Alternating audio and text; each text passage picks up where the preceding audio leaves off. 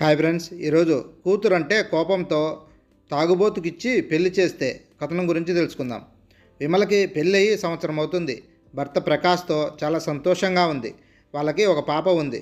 ఇప్పుడు విమల మళ్ళీ ప్రెగ్నెంట్. విమలకి ఈ సమయంలో తన కూతుర్ని చూసుకోవడం ఇబ్బందిగా ఉంటుంది అని విమల వాళ్ళ పేరెంట్స్ తన చిన్న కూతురు శ్రావణి విమల దగ్గరికి సహాయంగా ఉండడానికి పంపించారు. శ్రావణి చాలా అందంగా ఉంటుంది. కలివిడిగా మాట్లాడుతూ ఉంటుంది.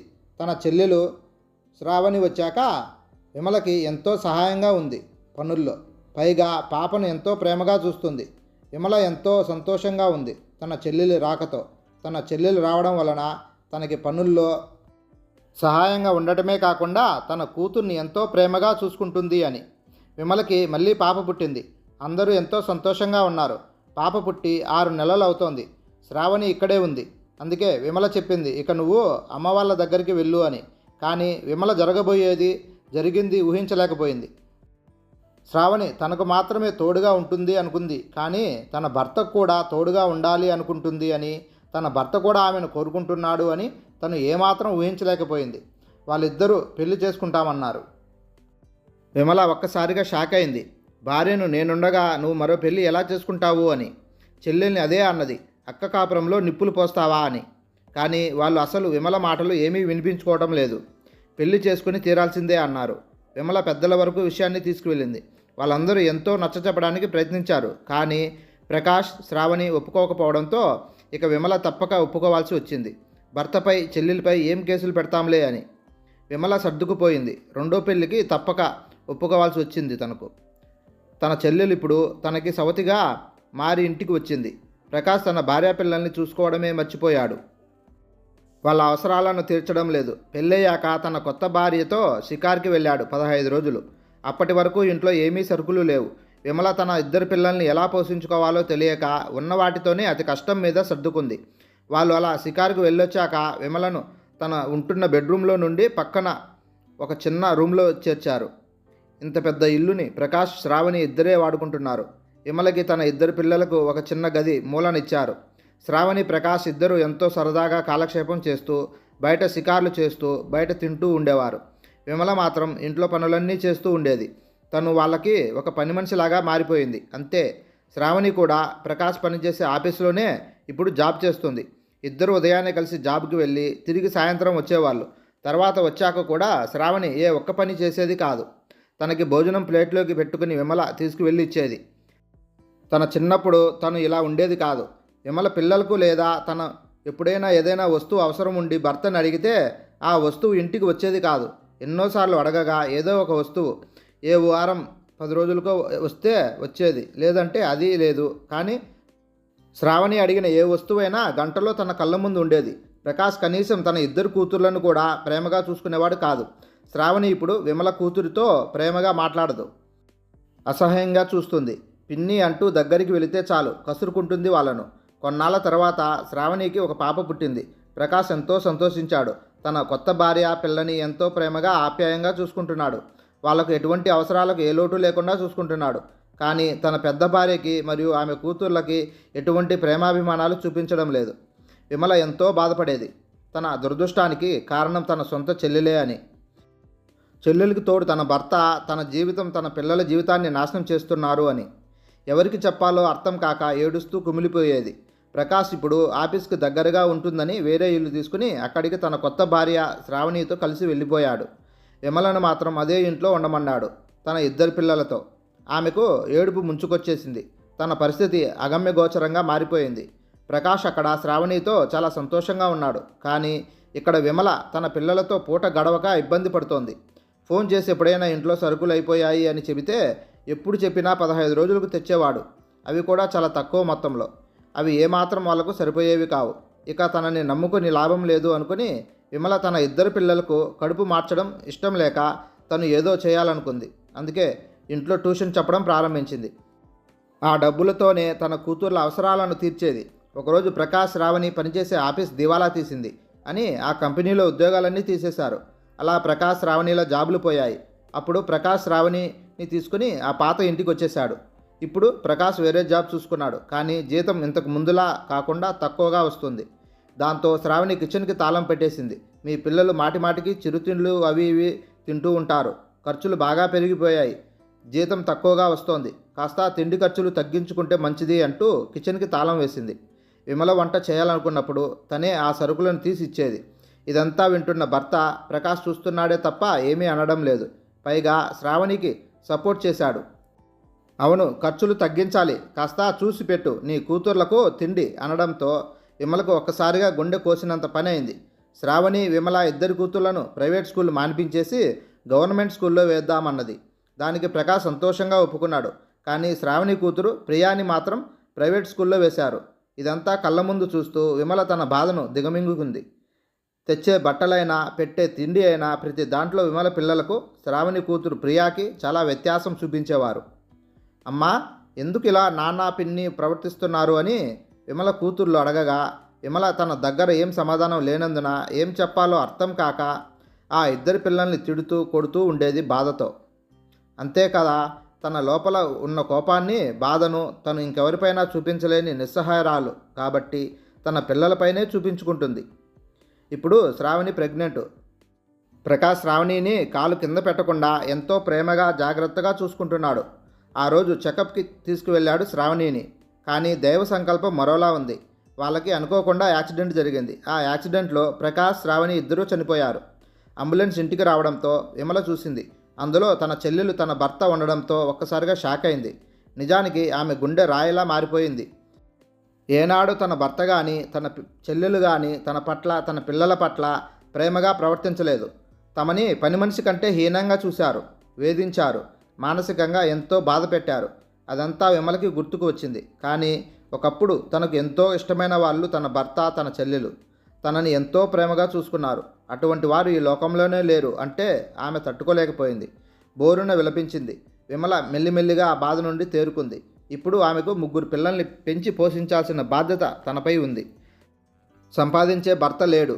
తను చెప్పే ట్యూషన్ పిల్లల అవసరాలు తీరవు. అందుకే తను ట్యూషన్ చెప్పడంతో పాటు టైలరింగ్ చేయడం కూడా మొదలుపెట్టింది. అలా వచ్చిన డబ్బులతో ఇంట్లో అవసరాలు తీర్చడమే కాకుండా తన ఇద్దరు పిల్లల్ని గవర్నమెంట్ స్కూల్లో నుండి తీసి ప్రైవేట్ స్కూల్లో వేసింది. శ్రావణి కూతురు ప్రియాని ప్రైవేట్ స్కూల్లో ముందు నుంచే ఉన్న స్కూల్లోనే చదివిస్తుంది తన ఇద్దరు పిల్లలతో పాటు. ప్రియాని కూడా ఏ వస్తువుకు లోటు లేకుండా అన్నీ సమంగానే ఇచ్చేది. ఎంతైనా తన చెల్లెలు కూతురే కదా అని. కాకపోతే ప్రేమ మాత్రం చూపించలేకపోయింది విమల. తమ ఈ పరిస్థితికి తన తల్లి కారణం కదా అని ఆమె భావన. అందుకే ఆ కోపంతోనే ప్రియాని ఎప్పుడూ కోప్పడుతూ ఉండేది. అప్పుడప్పుడు చేయి చేసుకునేది. తమ కూతుర్లకు పని చెప్పేది కాదు, కానీ ప్రియాతో ఇంట్లో అన్ని పనులు చేయించేది.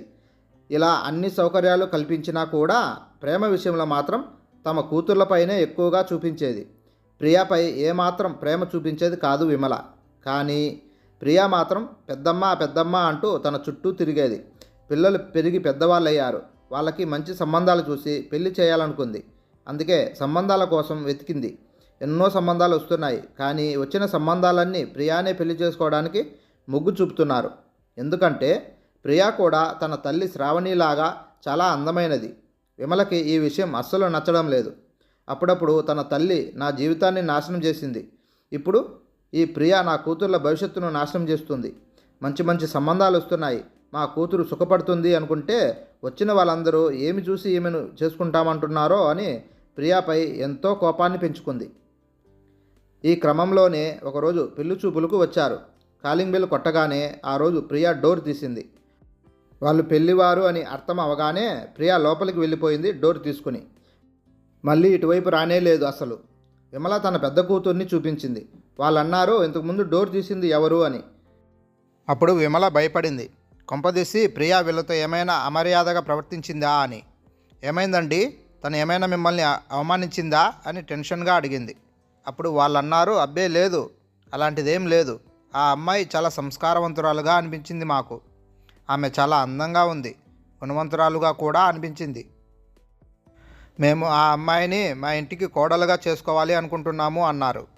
ఆ మాటలు వినగానే విమలకి ఒళ్ళు మండిపోయింది. వాళ్ళను ఎంతో తిట్టాలి అనుకుంది, కానీ అది అమర్యాద కదా అనుకొని తన కోపాన్ని కంట్రోల్ చేసుకుని మేము ఆలోచించి చెప్తాము అని వాళ్ళను పంపించేసింది. విమలకి చాలా కోపం వచ్చింది. వెళ్ళి ప్రియాని కర్ర తీసుకుని బాగా కొట్టాలనిపించింది. కానీ ఆ పని తను చేయలేకపోయింది. ఎందుకంటే ఒకప్పుడు అంటే ప్రియా చిన్నగా ఉండేది కాబట్టి కొట్టినా తను ఏమీ అనకపోయేది. ఇప్పుడు పెద్దదైంది. ఒక దెబ్బ తాను కొడితే తిరిగి ప్రియా తనపై చేయి ఎత్తితే తనకి మర్యాద ఏముంటుంది అని విమల భయం.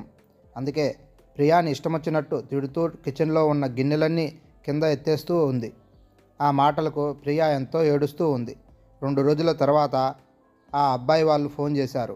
ఏమైంది, మీరు ఆలోచన చేసి చెప్తామన్నారు కదా, ఇంకా ఏ విషయం చెప్పలేదు అని అనడంతో విమల అన్నది, అయ్యో అది కాదండి, ప్రియాకు ఆల్రెడీ మా చుట్టాల్లో ఒక అబ్బాయి పెళ్లి సంబంధం కుదిరింది కాబట్టి మీరు మిగిలిన 2 కూతుర్లు ఉన్నారు కదా, అందులో ఎవరినైనా మీ ఇంటికి కోడలుగా చేసుకోండి అన్నది విమల. కానీ వాళ్ళు అన్నారు వద్దు, అంటే మాకు ప్రియానే బాగా నచ్చింది, ఆమెకు పెళ్లి కుదిరింది అంటున్నారు కనుక మేము వేరే సంబంధం చూసుకుంటాము అన్నారు. విమలకి చాలా కోపం వచ్చుతుంది. నా కూతుర్ల జీవితాన్ని నాశనం చేయడానికి ఇది ఇక్కడికి వచ్చింది. ఒకప్పుడు దీని తల్లి నా జీవితాన్ని నాశనం చేసింది. ఇప్పుడు నా కూతుర్ల బంగారు భవిష్యత్తును ఇది నాశనం చేయాలనుకుంటుంది అంటూ తిడుతూ ఉంది. తమ కూతుర్లకు మంచి సంబంధాలు తెచ్చి చేయాలని ఎన్నో సంబంధాలను విమల చూస్తూ ఉంది. కానీ వచ్చిన వాళ్ళందరూ ప్రియాని అడుగుతున్నారు. దాంతో విమల ఒక నిర్ణయానికి వచ్చేసింది. ముందు ప్రియా పెళ్ళి ఎవరో ఒకరితో చేసేస్తే పని అయిపోతుంది. కానీ తన సంబంధాన్ని అసలు మంచి కుటుంబంలోకి ఇవ్వకూడదు. తను ఎప్పుడు అక్కడ బాధలు కష్టాలే పడాలి. అటువంటి ఇంట్లోకి ప్రియా సంబంధం చేస్తానని గట్టిగా అనుకుంది విమల. అందుకు తగ్గట్టుగా తాగుబోతులను, బీదవాళ్లను, అటువంటి వారి సంబంధాల కోసం వెతుకుతూ ఉంది. ఇలా ఉండగా ఒకరోజు విమల కూరగాయలకు వెళుతూ ఉండగా ఒక అబ్బాయి పరిగెత్తుకుంటూ వచ్చి విమలకి తగలడంతో విమల చేతిలోని కూరగాయలు కింద పడిపోయాయి. ఏంటి బాబు ఇది అని విమల సీరియస్గా అడగడంతో అతను అన్నాడు, సారీ అండి, నేను చూసుకోలేదు అన్నాడు. అతను చాలా తాగి ఉన్నాడు. తన కాళ్ళపై తను నిలబడలేకపోతున్నాడు. ఊగిపోతూ ఉన్నాడు. నువ్వు ఏం పని చేస్తావు అని అడిగింది విమల. నేను కూరగాయలు అమ్ముతాను అని చెప్పాడు అతను. విమలకి వెంటనే ఒక ఆలోచన వచ్చింది. ఇతను చాలా తాగుబోతు, పైగా కూరగాయల వ్యాపారం అంట. అది కూడా ఎలా చేస్తాడో. ఇతని వాలకం చూస్తే అసలు ఇతని దగ్గర డబ్బులు ఉన్నవాడిలాగానే అనిపించడం లేదు. కాబట్టి ప్రియాని ఇతనికి ఇచ్చి చేస్తే తన జీవితం నరకప్రాయంగా ఉంటుంది. అప్పుడు నేను నా కూతుర్లు పడిన బాధ తీరుతుంది అనుకుంది. అనుకున్నదే తడువుగా అతనిని అడిగింది, నా కూతుర్ని పెళ్లి చేసుకుంటావా అని. అతను ఒప్పుకున్నాడు సిగ్గుపడుతూ. వెంటనే 2 రోజుల్లో గుడిలో పెళ్లి జరిపించేసింది విమల. ప్రియాకి ఆ పెళ్లి జరుగుతున్నంతసేపు ప్రియా ఏడుస్తూనే ఉంది. విమలని చూస్తూనే ఉంది. నా జీవితాన్ని ఎందుకు పెద్దమ్మ ఇలా నాశనం చేస్తున్నావు అని ఆ కళ్ళతోనే ప్రశ్నిస్తూ ఉంది. విమల కూతుర్లు తన తల్లిని అడిగారు, అమ్మా ఎందుకు ఇంత తొందరగా చెల్లికి పెళ్లి చేస్తున్నావు? నువ్వు ఇంత హడావిడిగా, అది కూడా ఒక తాగుబోతుకు ఇచ్చి అని అడిగారు. అప్పుడు విమల చెప్పింది, తను ఉంటే మీ ఇద్దరికీ అసలు పెళ్ళిళ్ళు జరగవు. వచ్చిన ప్రతి సంబంధము తననే పెళ్లి చేసుకుంటామంటున్నారు. తను తన తల్లిలాగా చాలా అందంగా ఉంటుంది కాబట్టి ఒకప్పుడు తన తల్లి వలన మనం ఎన్ని కష్టాలు పడ్డామో మీరు మర్చిపోయారా? అప్పుడు మీరు చిన్నగా ఉన్నారు, కానీ చాలా కష్టాలు అనుభవించాము. ఆ కష్టం తను కూడా అనుభవించాలి కదా. తన తల్లి చేసిన తప్పు తను అనుభవించాల్సిందే అని చెప్పడంతో ఆ కూతుర్లు సైలెంట్గా ఉన్నారు. పెళ్లి జరిపించి ప్రియాని అత్తవారింటికి పంపించేసింది విమల. పెళ్ళై 6 నెలలు కావస్తుంది. అయినా ఇప్పటి వరకు ఒకసారి కూడా ప్రియా ఇంటికి రాలేదు. తను ఎలా ఉందో అని అనుకుంది విమల. తన పెద్ద కూతురికి మంచి సంబంధం రావడంతో పెళ్లి చేసింది. తన స్తోమతకు మించి కట్నంతో అందుకు అప్పు కూడా చేసింది. ఆ పెళ్లికి వచ్చి వెళ్ళింది ప్రియ. తన భర్తతో కలిసి తను ఎంతో బాధగా ఉంది. ముఖంలో చిరునవ్వు అనేది లేదు. ఆ ముఖాన్ని చూసిన విమల ఎంతో సంతోషించింది. తను కోరుకున్నట్లుగానే ఆమె ఎంతో బాధలు అనుభవిస్తుంది అని. ఇంతలో ప్రియ ఒకరోజు భర్తతో కలిసి ఇంటికి వచ్చింది. వచ్చి విమలకు చాలా పెద్ద మొత్తంలో డబ్బులు చేతిలో పెట్టింది. ఇంటి అవసరాలకు ఉంచుకో అని. విమల ఆ డబ్బును చూసి షాక్ అయింది. నేను దీని జీవితం నాశనం అవ్వాలి అని అనుకుంటే ఏమి సుఖపడిపోతుంది? ఇంత డబ్బులు తెచ్చి ఇచ్చింది అంటే ఎన్ని డబ్బులు, ఎంత ఆస్తి ఉందో వీళ్ళకు. తన తల్లి లాగా తనకు అదృష్టం వెన్నంటే ఉన్నట్టుంది అనుకొని ఆ డబ్బులు తీసుకుంది. ఆ డబ్బులతో తన పెద్ద కూతురు పెళ్లికి చేసిన అప్పులను తీర్చేసింది విమల. ఆ తర్వాత మళ్ళీ కొన్ని రోజులకు ప్రియా వచ్చి మళ్ళీ డబ్బుల కట్ట చేతిలో పెట్టింది. సంతోషంగా విమల తీసుకుంది. కానీ ఒకంత మనసులో బాధపడుతూ ఉంది. ప్రియా అదృష్టం ఎంత బాగుంది అని. అతను ప్రియాతో పాటు వచ్చిన ప్రియా భర్త విమలను అడిగాడు. అత్తమ్మ, నాకు ఒక తమ్ముడున్నాడు, వాడు బిజినెస్ చేస్తున్నాడు, మీ చిన్న కూతుర్ని మా తమ్ముడికి ఇచ్చి పెళ్లి చేయండి అని. అప్పుడు విమల ఎంతో సంతోషించింది. తన కూతురికి కూడా ప్రియా అలాగే అదృష్టం పట్టబోతుంది అని, ఇంత ఆస్తిపరుల ఇంటికి తన కూతురు వెళ్ళబోతుంది అని. సరే అన్నది. కానీ ప్రియా ఆ సంబంధానికి ఒప్పుకోవద్దు అన్నట్టుగా సైగలు చేస్తుంది. రూమ్లోకి తీసుకెళ్ళి మాట్లాడింది. పెద్దమ్మ, వద్దు, ఈ సంబంధం మీరు చేసుకోకండి అంటూ ఏదో చెప్పబోతూ ఉండగానే ప్రియా మాటలకు అడ్డుపడింది విమల. నాకు తెలుసు, నువ్వు మీ అమ్మ లాంటి దానివి, నా కూతురు నీలాగా సుఖపడిపోతుంది అని వద్దంటున్నావు. నీ బుద్ధి నాకు తెలియంది కాదు. నేను ఈ సంబంధాన్ని ఖచ్చితంగా చేస్తాను అంటూ ప్రియా మాటలను అస్సలు వినలేదు. పెళ్లి జరిగే రోజున కూడా ప్రియా ఈ పెళ్లి వద్దు అన్నట్టుగా చెప్పడానికి ఎంతో ట్రై చేసింది. కానీ విమల ఒక్క మాట కూడా వినకుండా పెళ్లి జరిపించేసింది. పెళ్ళైన 2 నెలలు కావస్తుంది. అయినా తన కూతురు నుండి ఒకసారి కూడా ఫోన్ రాలేదు. పైగా ఇంటికి కూడా రాలేదు. ఒకసారి వెళ్ళి చూస్తాను నా కూతురు ఎలా ఉందో అని అనుకుని విమల తన కూతుర్ని చూడడానికి అత్త వాళ్ళ ఇంటికి వెళ్ళింది. అంతే, అక్కడ తన కూతుర్ని చూసి తన నెత్తిపైన పిడుగుపడినంత పని అయిపోయింది విమలకి. తన కూతురు మాసిపోయిన అతుకులతో కూడిన చీరను కట్టుకుని ఉంది. జుట్టంతా చింపిరిగా ఉంది. చేతిలో ఒక పాత్ర పట్టుకుని ఉంది. తనని చూడగానే ఎవరికైనా అర్థమైపోతుంది బిచ్చగత్తే అని. ఆ అవతారాన్ని చూసిన విమలకి హార్ట్అటాక్ వచ్చినంత పని అయింది. కళ్ళల్లో నుండి నీళ్లు తిరుగుతున్నాయి. తన వెనకాల ప్రియా కూడా ఉంది. వెంటనే తన కూతురు దగ్గరికి వెళ్ళి, ఏంటమ్మా ఇది, ఎలా ఉన్నావేంటి, ఏం జరిగింది అంటూ ఏడుస్తూ అడిగి పక్కగా ఉన్న ప్రియాని చూసి 2 చెంపలు వాయించేసింది ప్రియాని. అసలు నువ్వేమనుకుంటున్నావు? నా కూతురు పరిస్థితి ఇంత అధ్వానంగా తయారు చేస్తావా? ఏమిటి ఈ అవతారం అని అడిగింది. అప్పుడు తన కూతురు చెప్పింది, అమ్మా, వీళ్ళు చాలా దుర్మార్గులు. అమ్మా, నన్ను రోడ్డుపై భిక్షాటన చేయమంటున్నారు, లేదంటే కొడుతున్నారు. నన్ను ప్రియాని ఇద్దరిని అలాగే చేస్తున్నారు అని అనగానే విమల ప్రియాని అడిగింది, అసలు నీకు బుద్ధుందా? నీ జీవితం ఎలాగో నాశనమైందని నీ అక్క జీవితం కూడా నాశనం కావాలి అని కోరుకున్నావా? మాకు ముందే చెప్పి ఉండొచ్చు కదా ఇది పరిస్థితి అని. మేము ఈ సంబంధం చేసి ఉండేవాళ్ళమే కాదు కదా. చేజేతులారా నువ్వు కల్లారా చూస్తూ మీ అక్క జీవితాన్ని పాడు చేస్తావా? ఇన్నాళ్ళు నిన్ను పెంచి పోషించినందుకు మాకు తగిన శాస్తి చేయించావు నువ్వు అంటూ విమల ఏడుస్తుంది. అప్పుడు ప్రియా చెప్పింది, పెద్దమ్మ, నేను నీకు చెప్పడానికి ఎంతో ట్రై చేశాను, కానీ నువ్వు నా మాట ఏ ఒక్కటి వినలేదు. ఇప్పుడు నువ్వు ఇక్కడ మాతో మాట్లాడుతున్నావని తెలిస్తే మిమ్మల్ని వాళ్ళు ఏం చేస్తారో తెలీదు. వాళ్ళు చాలా దుర్మార్గులు. వీళ్ళందరికీ ఒక పెద్ద గ్యాంగ్ ఉంది. మేము ఇక్కడ ఇద్దరమే కాదు, మాలాంటి ఎంతోమంది అమ్మాయిలు ఇక్కడ ఉన్నారు. వాళ్ళ పరిస్థితి ఇదే. మేము నీతో ఈ విషయాలు చెప్పాము అని తెలిస్తే వాళ్ళు మిమ్మల్ని కూడా చంపేస్తారు. మీరు వెంటనే ఇక్కడి నుండి వెళ్ళిపోండి పెద్దమ్మ. వెంటనే వెళ్ళిపోయి పోలీసులకు విషయాన్ని తెలియజేసి ఇక్కడికి తీసుకురండి అని ప్రియా చెప్పడంతో విమల ఏడుస్తూ అక్కడి నుండి గబగబా వెళ్ళింది. పోలీస్ స్టేషన్కి వెళ్ళి జరిగిందంతా చెప్పి పోలీసులను తీసుకుని అక్కడికి వెళ్ళింది. పోలీసులు అక్కడున్న వాళ్ళందరినీ అరెస్ట్ చేశారు. ఎంతోమంది అమ్మాయిలను వాళ్ళ బారి నుండి కాపాడారు. తన కూతురు జీవితం తన చేజేతులారా తనని నాశనం చేశాను అని విమల ఎంతో బాధపడింది. తను తన చెల్లెలి కూతురుపై కోపాన్ని పెంచుకుని ఏం సాధించాను? అయినా తప్పు చేసింది నా చెల్లెలు, తన కూతురు ప్రియా కాదు. అయినా కూడా నేను ప్రియాను ఏనాడు సరిగ్గా చూసుకోలేదు. ఎప్పుడు తిడుతూ కొడుతూ ఉండేదాన్ని. ఇప్పుడు తనపై అరుస్తున్న ఈ మాటలన్నీ ఒకప్పుడు నా భర్తపై నా చెల్లెలిపై అరిచి ఉంటే ఇప్పుడు ఈ పరిస్థితి వచ్చి ఉండేది కాదు. కానీ అప్పుడు వాళ్ళ పట్ల ఉన్న భయంతో ఏమీ మాట్లాడలేకపోయాను. ఇప్పుడు ప్రియాకు ఎవరూ అండగా లేరు అన్న ధైర్యంతో తనపై ఎన్నో మార్లు కొట్టడం తిట్టడం చేశాను. ఎంతో కోపాన్ని పెంచుకున్నాను. ఆ కోపంతోనే ఒక తాగుబోతుకిచ్చి పెళ్లి చేయాలి, తన జీవితం నాశనం అవ్వాలి అని కోరుకున్నాను. ఒకరికి చెడు చేస్తే ఆ కర్మ తిరిగి మనకి ఏదో ఒక రోజు వచ్చి చేరుతుంది అన్నట్టుగా ఆ భగవంతుడి న్యాయం ఇప్పుడు నా కూతురికి వర్తించింది.